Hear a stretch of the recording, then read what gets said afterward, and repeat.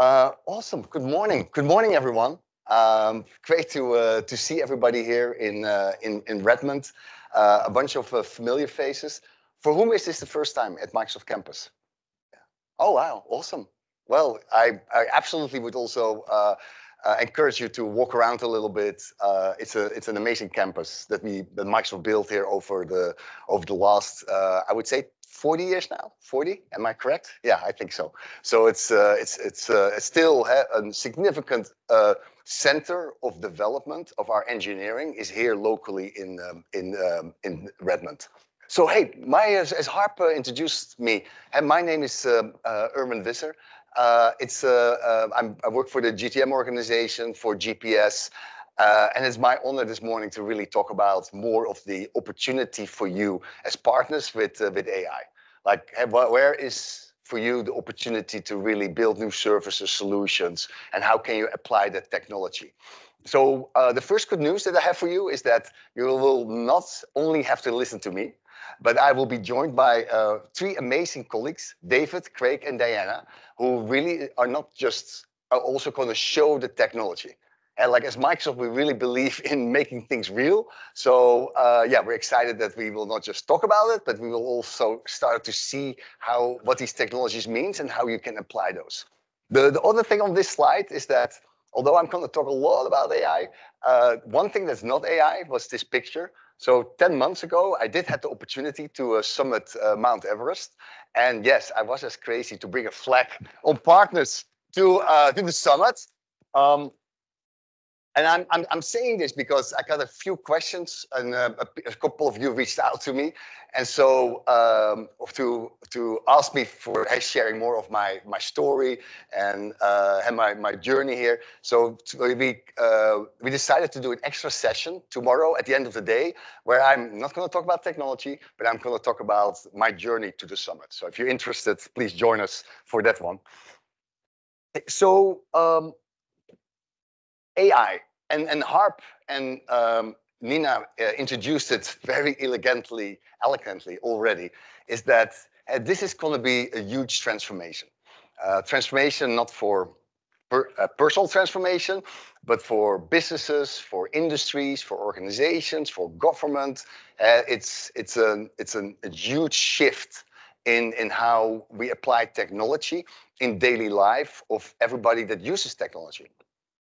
And if you take a step back and you think about the transformations that we have seen in the past, and Harp already introduced the transformation with the PC and the graphical user interface, the web, internet, cloud, mobile computing. There's a couple of things that I want to have, but is kind of in reflection interesting to think about. Is that first is that it's really hard 10, 20 years later, to think how life was before those transformations. And I started, my professional career started in the early 90s when really PCs and graphical user interface and PC Surface became mainstream. And can you imagine now a world without laptops and PCs or tablets or whatever you use? It's very hard to imagine how organizations were even working. And it's not that the PC just introduced like a new technology and empowered end users. It also completely transformed and created a new industry, the software industry. And before the PC and the standardization that took place with the PC, a customer, if you were a customer, you were a customer of like Digital or IBM or HP or Unisys, and everything you bought was connected to one vendor. So there was not an independent software vendor, an ISV ecosystem, or an independent services ecosystem, because everything was connected always with these one vendors that you were a customer of. And so the whole software industry as we know it, and we all have been active in it over the last years, was kind of introduced with this new concept. And the same is, of course, true if you think about internet. Again, this is also one like, internet kind of came up in the late 90s. Anybody still remembers how the world looked like without internet? That you couldn't even send an email to somebody else. There was no email. Email was in the company. You couldn't even send an email outside. Anybody expected that 25 years later, 30% of all commerce was e-commerce, like $30 trillion a year? I think if anybody expected that, you may not have been sitting here now because you would have bought some of those stock of those companies, and you may be retired on the Bahamas now. Or you really like your job, by the way. Some of you maybe really like their jobs, but hey, these innovations, internet created a globalized economy. It created a total new ecosystem of partners. It really transformed the world. And here again is that it's hard to imagine how the world would look like before internet. Another great example that anybody here in the room that expected that 25 years ago, if you were living 25 years ago, anybody expected that the number one consumer app today is making pictures and videos of yourself? Like the word selfie, we didn't even know it. And I'll stop with anecdotes here, but one I want to share here is that, let me take a little bit of water, 1 second. Had a late flight coming in last night though.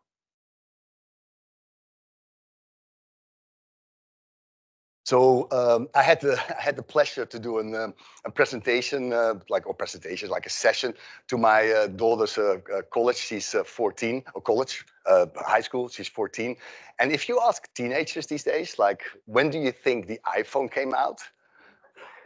They think it's like in the 70s or so. You know, they have like they really don't believe that there was life before the iPhone. Like how could you even it's no understanding of that.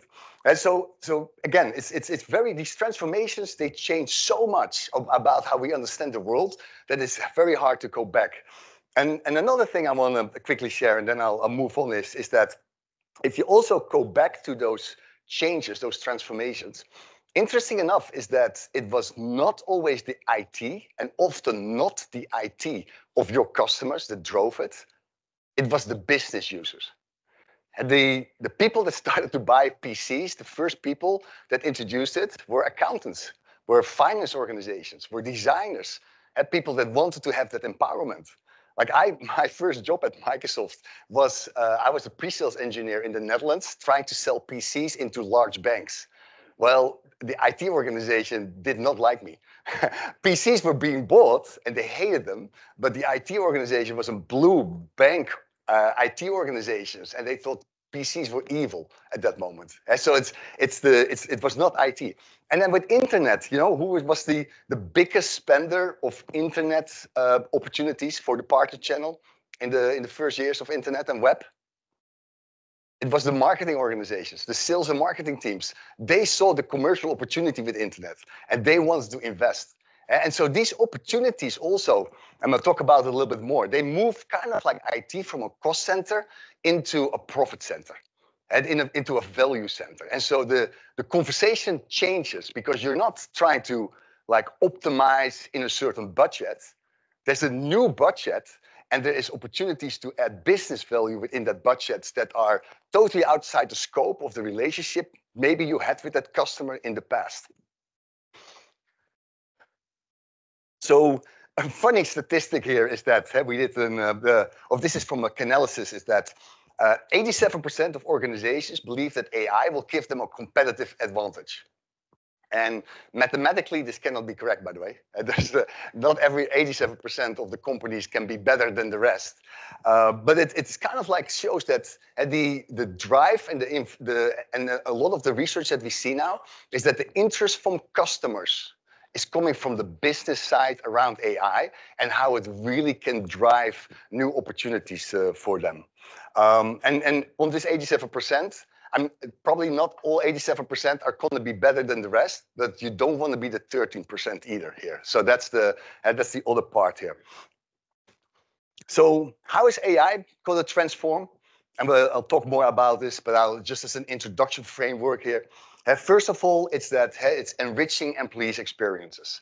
It can really significantly increase productivity, increase output, create new ideas, create more creativity out of people working in organizations through this generative AI.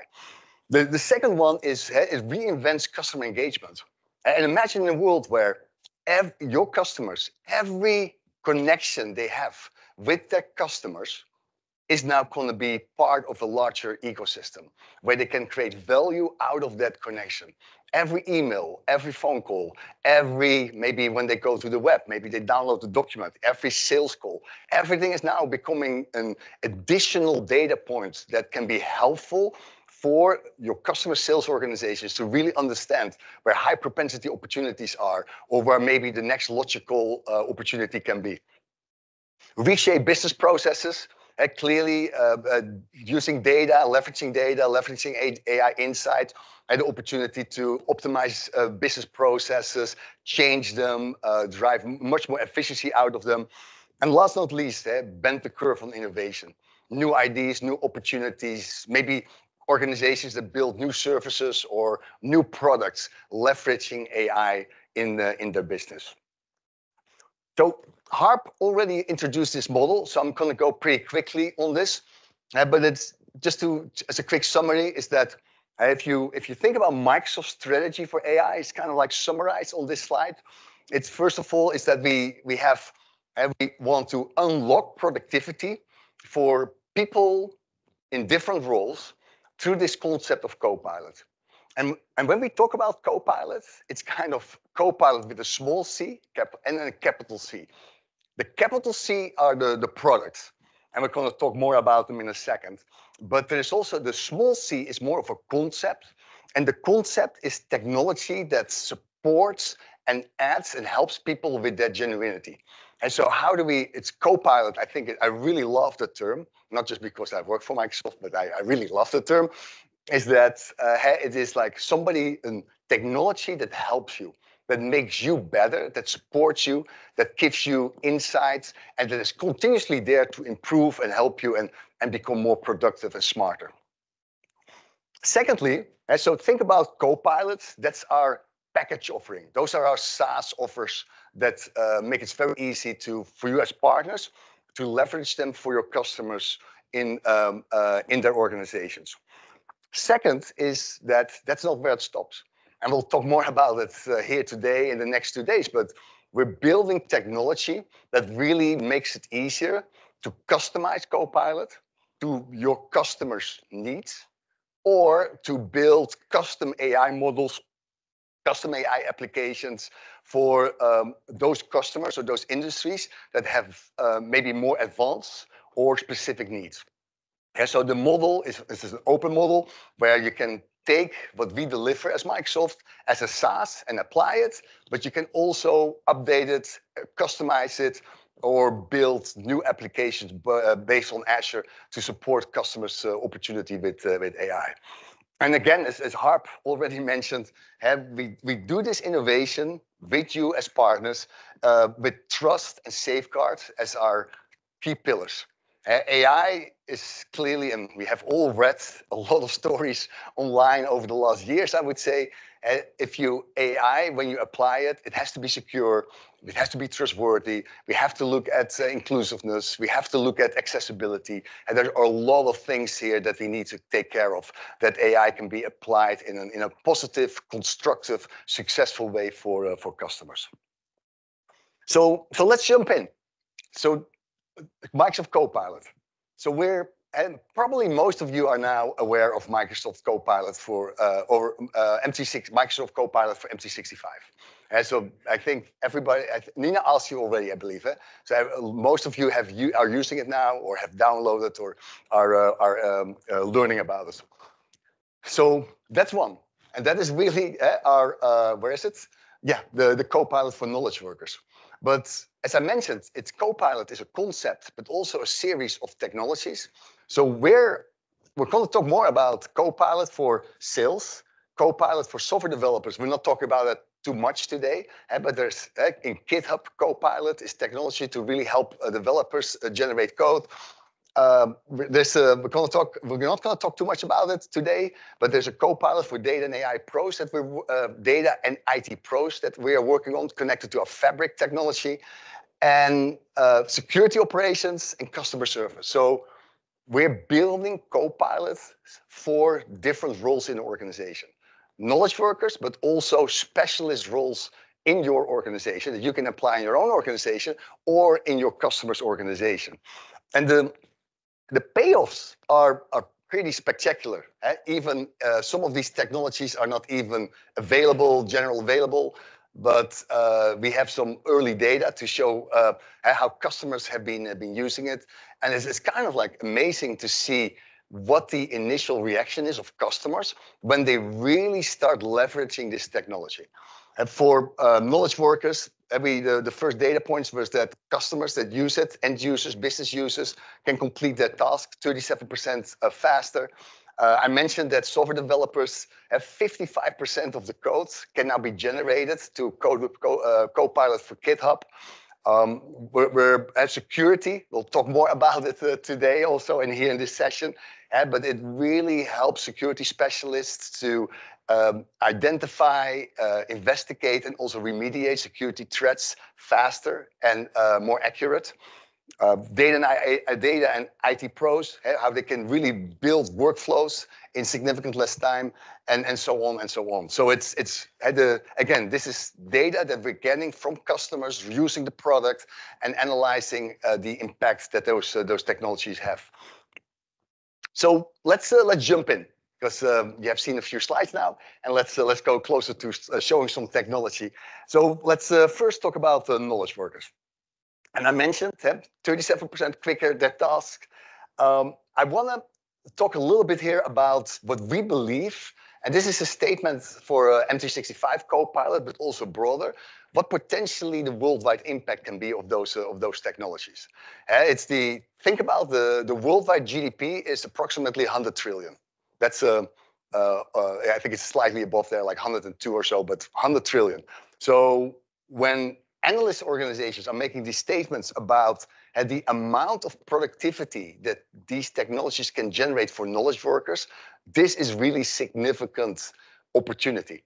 A significant opportunity for US, also for other countries, and especially for companies that jump on those technologies the earliest, because they will have the competitive advantage of leveraging this for their success. And so you can see GDP by 7%, 2.6 trillion to 4.4 trillion incremental value that Copilot technologies can deliver. So again, we wanted to make it real here. So I'm very excited to ask on stage here David to join me. David, thank you for being here. Yeah. David is a colleague from GPS organization and a principal architect for security. David, thanks, Erwin. Yours. Yes. Great. So I just want to do a quick demo for you guys on Microsoft 365 or Copilot for Microsoft 365. And Erwin, can you advance me one? Oh, perfect. But before we get started, I just want to talk a little bit about a few stats on we have. As Erwin mentioned, the way we win is for every business user and our customers to have Copilot, right? This doesn't work if only a few people have Copilot in the IT organization. So what we have here is a mismatch of some stats. On the left-hand side, you can see some stats from a study we ran early in 2023 that really had three key findings. Finding number one was that our customers' employees are under an enormous amount of digital debt, which means every single day they're working on responding to emails, chats, doing things other than their core function. So this digital debt is costing our customers innovation, right? How much time do we spend answering emails versus closing deals, right? Structuring deals. Another key finding was that our customers see a partnership with AI tooling. So we're not really considering like AI as a job replacement technology. It's more of a job augmentation technology. And the third key finding from this report, and I recommend you read it, the link's at the bottom here, or you can Google it, it's on our website, is that every employee needs to have AI aptitude. This doesn't mean they need to be an AI expert. That doesn't mean they need to know how AI works, but it does mean they need to be very comfortable using their natural human language to ask the AI to produce a useful result. That's what this is all about. So I'm going to run some demos for you. These demos are demos you can do yourself. We will send the links for these demos and the scripts and the files that make them up in our post-event communications. Bear with me a moment while I switch screens.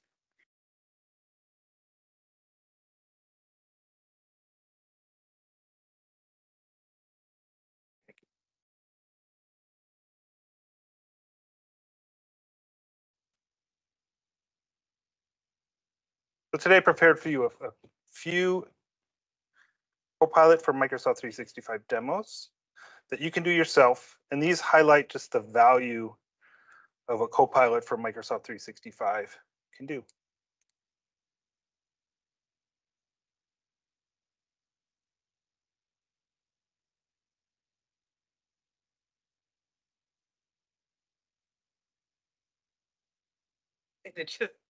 Yeah, I think we have a screen resolution.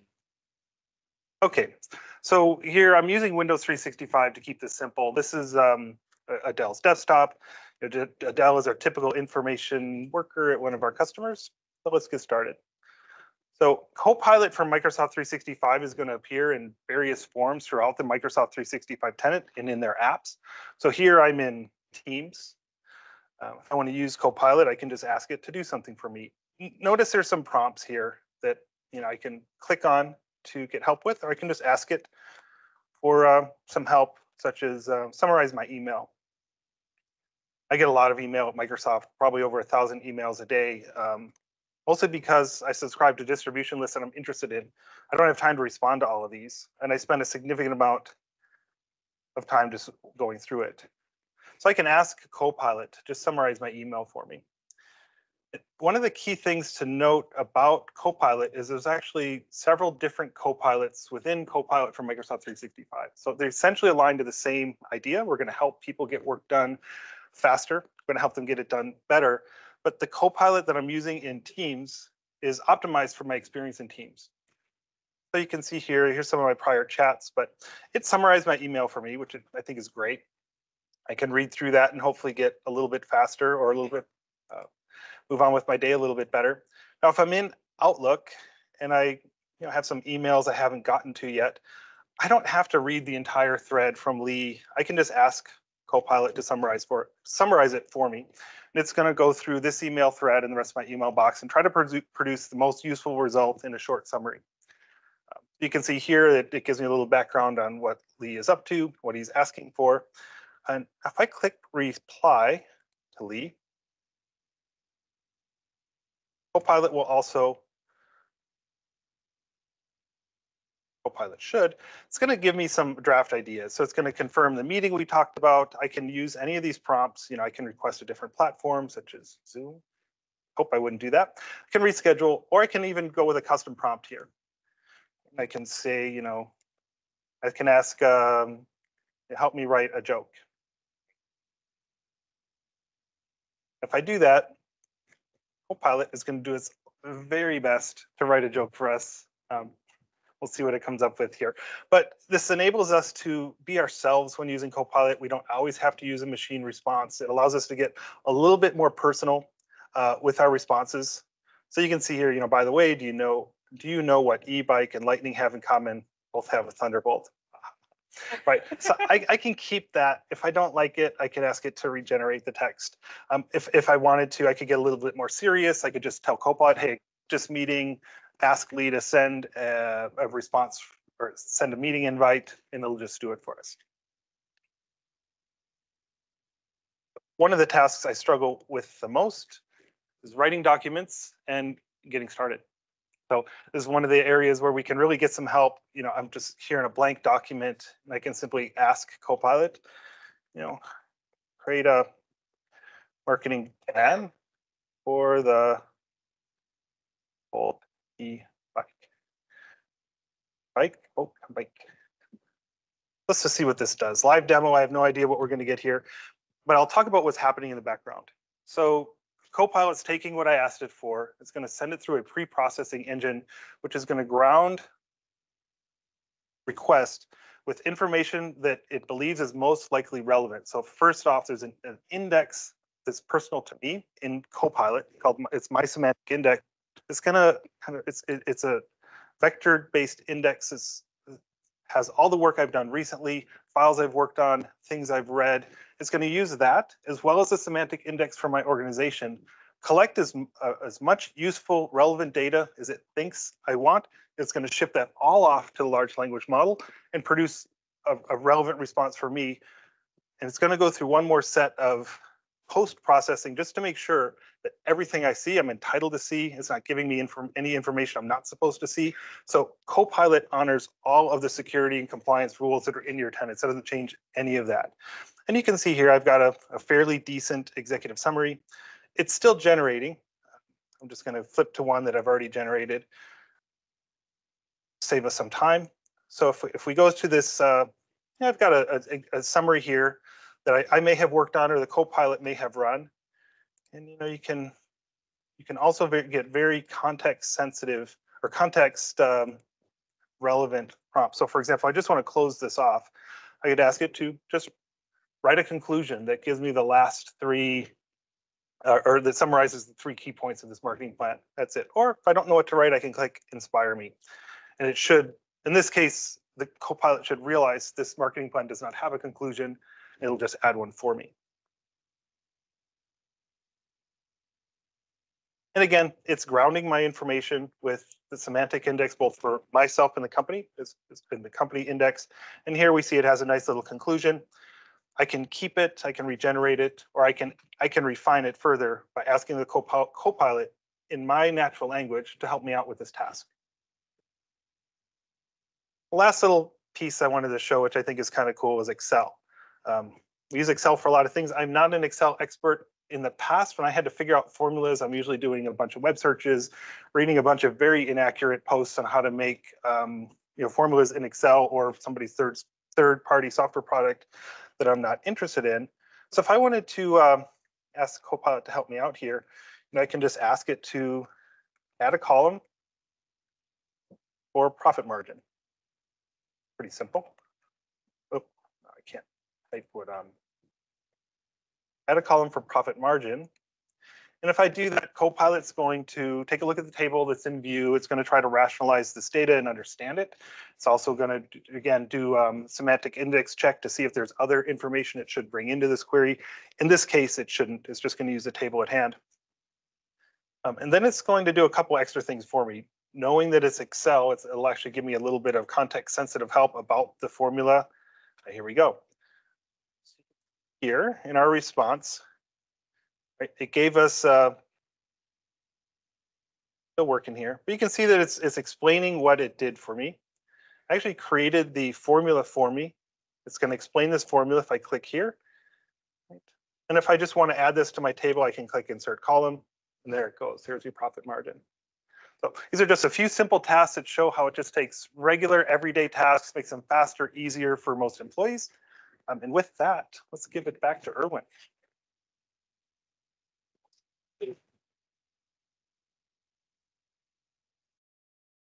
Thanks, David. That was awesome. So great insight how Copilot for N365 can really start helping like knowledge workers. This example of a marketing professional. Help automate their life, do tasks quicker, find information faster, and all those things that really speed up a person's productivity as well as his output. So moving from knowledge workers into security specialists. Like how can Copilot for security? And if you have followed the news, it was officially announced last week by Microsoft. GA is going to be on April 1st of this technology. Very excited about it. How it really can start helping transform like security within companies, but also the security services that you as partners deliver to customers of all sizes. I think we're all aware that security is probably one of the biggest risks that a lot of companies have or feel a perceived risk. And I believe the fraud industry is now the 3rd biggest GDP, the digital fraud industry in the world. And so this is for us a really important step forward to help companies like you support your customers to make them secure. So on Copilot for security, there's a couple of things to really remember here. First is that this is not like a ChatGPT service, that it's like really based on external information. And Copilot for Security is based on the information that your customer has specifically around their resources, their analysis, their threats, their information, combined with Microsoft's threat intelligence data, as well as organizational security data. And so Copilot for Security is going to be customized in the environment that you are trying to protect.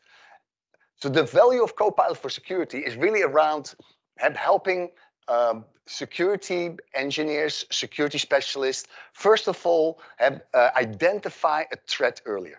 And make because this technology will just monitor and track all the information and hopefully supports faster identification of any malware or any security threat. Secondly, it will help security specialists to investigate the threat faster. And by bringing all the information together across all the systems and give that insight. And last but not least, it's going to be also supporting faster remediation.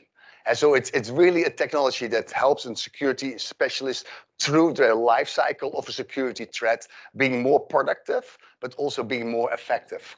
The one, I think, important value that it can deliver for you as partners is that, and I think a lot of you have told us in the past that it's very hard sometimes to find security specialists, like people with deep experience. And this will help those people that are deep in security become more productive.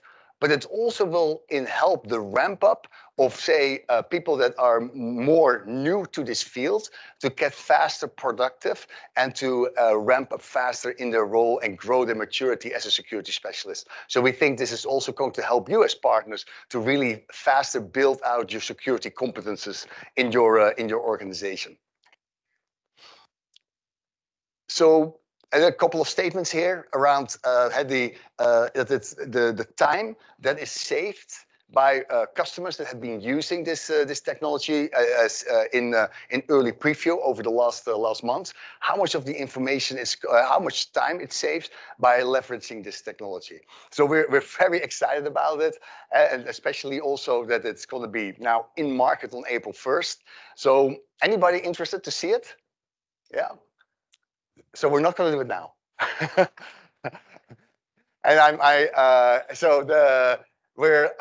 And we decided not to steal the thunder of this technology yet. There's a session this afternoon, and there's a keynote presentation on this stage tomorrow. And so we will keep you a little bit in anticipation of those sessions. But I would absolutely prioritize it. If you are in security or you're thinking about building security services, I would absolutely encourage you to watch one of those two sessions. Hey, so I'm moving on. I want to make sure I'm staying in time. And I'm going to talk about a Copilot for sales. So we talked about M365 for knowledge workers. We're also building a set of Copilot technologies. I don't think it's the official name, but they call them the business Copilots. And these are technologies that are more targeted to specific roles in organizations, leveraging other data sources. And the one that we want to talk about here is Microsoft Copilot for Sales, because first of all, you all have a sales organization, but I would assume that most of the customers that you support have sales organizations. And this is so Microsoft Copilot for Sales is based on Copilot for M365. But it's using incremental data sources to really help sales organizations have a 360-degree view on what's happening with their customers, improving the efficiency of their sellers, getting more information around the life cycle of the customer. So in this case, we have created connections into Salesforce and Microsoft Dynamics 365 Sales, two of the most used CRM platforms in the market, to really bring in that information out of these platforms for the sales organizations, for your customers, and help them, again, get all the richness of Copilot, but then including this very important CRM sales information for the sales organization specifically.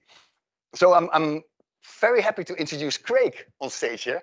And he's, again, a principal architect of our team. Craig, great to have you. Yeah. And Craig is going to show you it. Yep. Shall I go to the next slide? Oh, I got it. Oh, you got it? Yep. Yeah. Hey, everybody, welcome. Thank you. Go back to March 20th, 2000. I had just walked into Microsoft. It was my first job. I was 30 years old. I was excited as I was today as I was 30 years ago, 24 years ago. My job was to sell, was to work with you as partners and sell opportunities. You know what I loved about the job? I loved talking to the customers, working with the partners, the opportunity management, and doing the demos. What did I not like about the opportunity in that job? It was everything else that went on when I'm not selling. Is that right? I mean, you guys are sellers out in the field, right? It's taking notes. It's taking the notes from that meeting and transferring it to my sales logics application. It was too loud. There is. Yeah.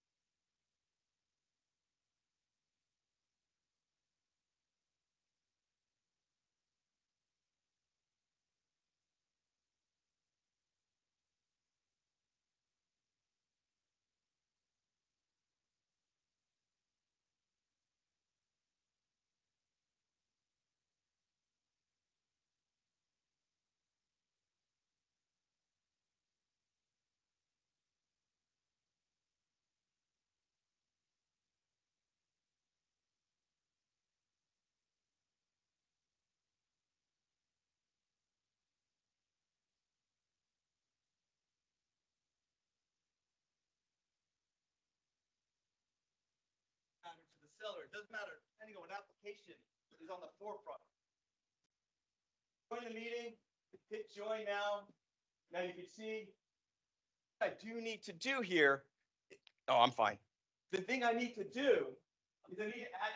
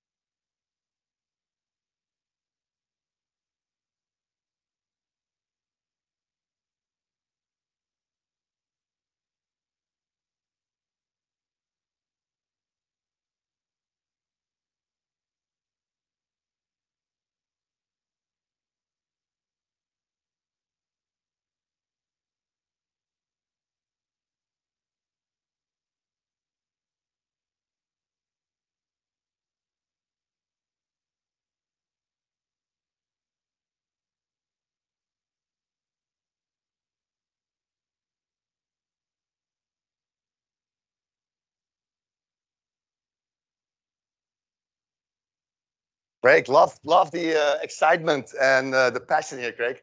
Hey, can you imagine bringing this technology to your own sales organization or to your customer sales organization?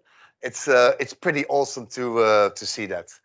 Hey, I want to close with a couple of things here. And first of all, is that the AI partner opportunity. So, what does this mean for you?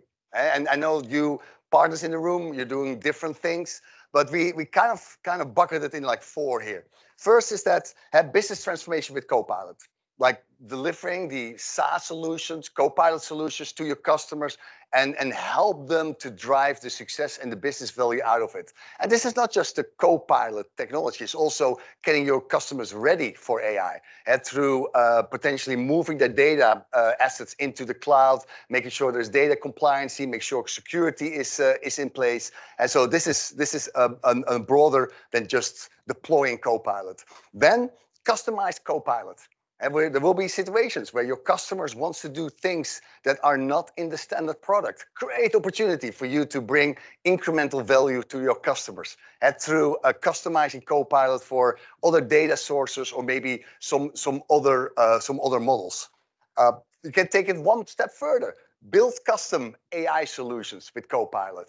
And this could be you are creating your own AI models, you are building AI applications through Azure, or what we believe can be a great opportunity is creating an AI model for a specific industry or a specific maybe micro industry, and then customize it to specific accounts and specific customers based on their needs. And last but not least, if you're an ISV, you can also integrate your ISV solution and your data into Copilot. So you can bring Copilot into your ISV technology.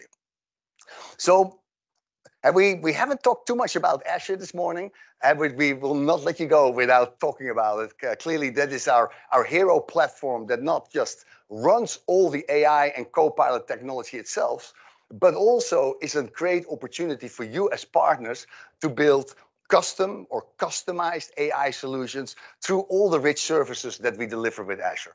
So instead of talking about it, I really am excited to show you here how Azure can help build AI solutions.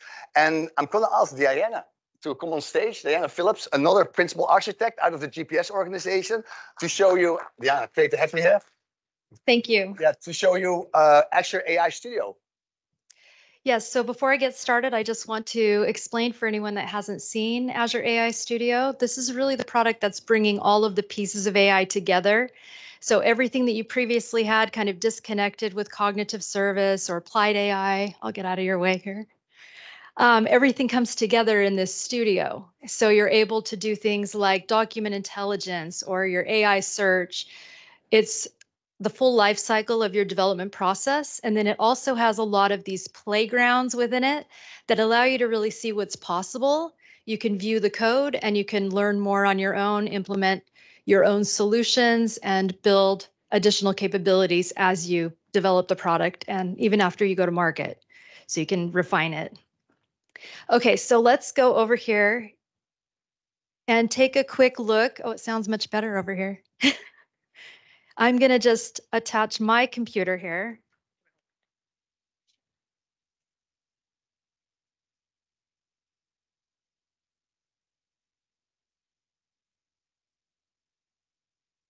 All right, so this is a quick look at Azure AI Studio, and the capabilities are just kind of outlined here at the top level. As you go down through, you're able to look at the model catalog where you can see a lot of different industry-leading models, and then you can go through and build with your team.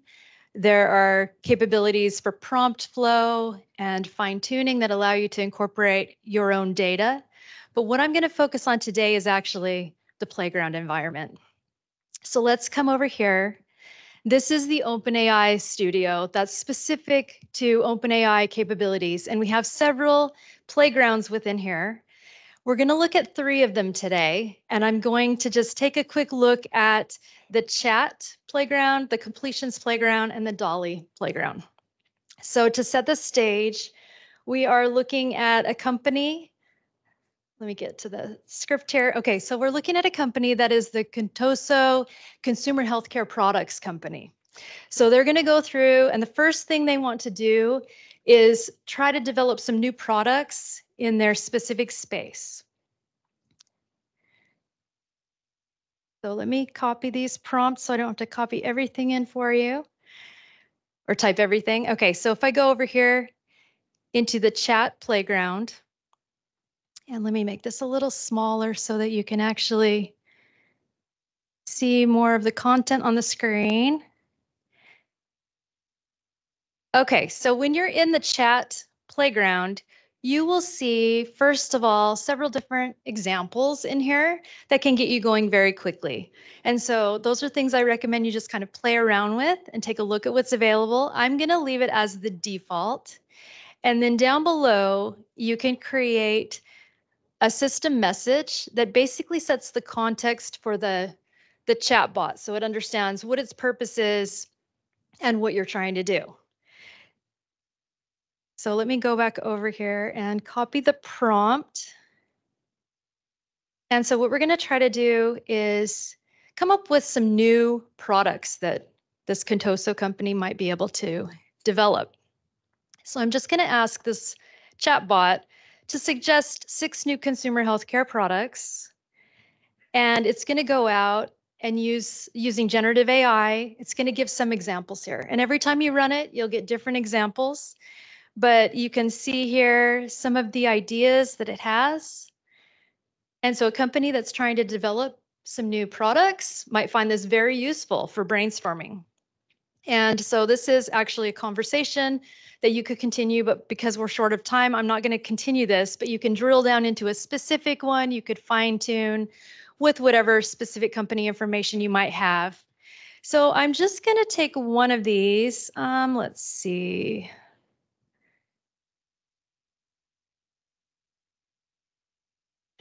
Let me do this last one. So I'm just going to copy this. And now I'm going to go into the DALL-E playground. And this is your image generation area. So you can see in here, I've done this search before with some different products, and I took those products that it came up with, and I put them in here to generate some possible images so you can kind of see what it's doing. I am going to put in the one that I just copied, and let's see what it generates. So it's a smart toothbrush. Each time you run it, you'll get a slightly different product image. And so it's something that, you know, if you're doing a specific branding, you may run it 100 times to get exactly what you want, but you'll see this is actually really helpful to companies that are developing products. And then the last feature I wanted to take a look at is the completion playground. And this one also has several examples that you can take a look at. As you can see here, we're going to actually look at generating a product name. And so that is a built-in feature here. I've already selected it. And this was actually looking for a previous product that I had found, and that was a smart water bottle that's monitoring how much you're drinking. And so we want to come up with a product name. So I give it some example product names. I put the cursor where I want it to start, and I say generate. And so it's going to go through and it thinks, and then it will start writing out possible names, and it continues that list on. So these are just some things. I know we don't have very much time to dive in, but hopefully this gives you some ideas. And then tomorrow we do have a hands-on lab session where you can actually go through several different options. So we have the main setup that will teach you how to use Azure AI Studio. And then we have like 16 other labs that you can choose from. So I'll go through tomorrow at the kickoff of that lab and tell you more about those options. Then you can dive in deeply. Oh, one thing I didn't also mention here is that you have the capability to view the code of anything that's been generated. So if you wanted to automate the process, you can easily tie it into your own custom solution. All right, thank you. Awesome. Thank you, Diana.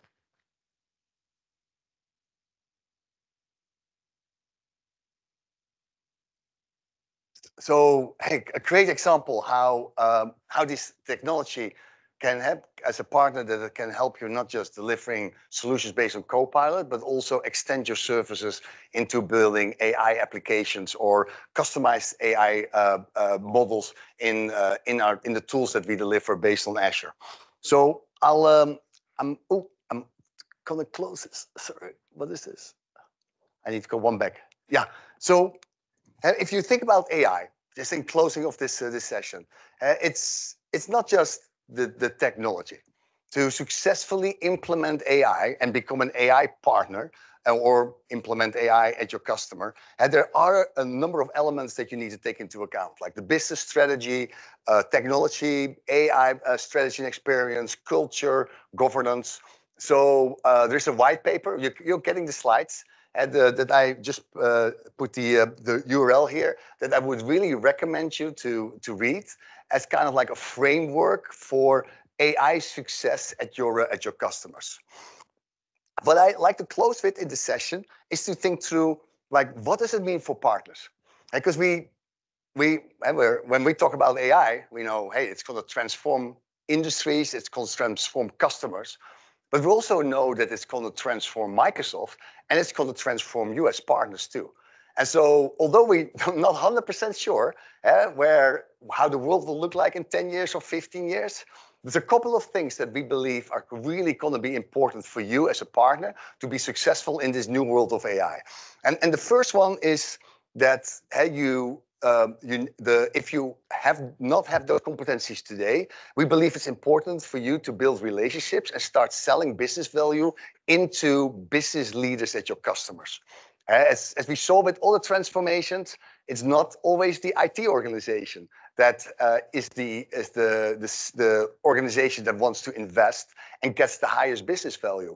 Although you absolutely want to bring the IT organization of your customers along, we believe it's really important to demonstrate and show the value to business leaders and build that relationship with business leaders in your customers.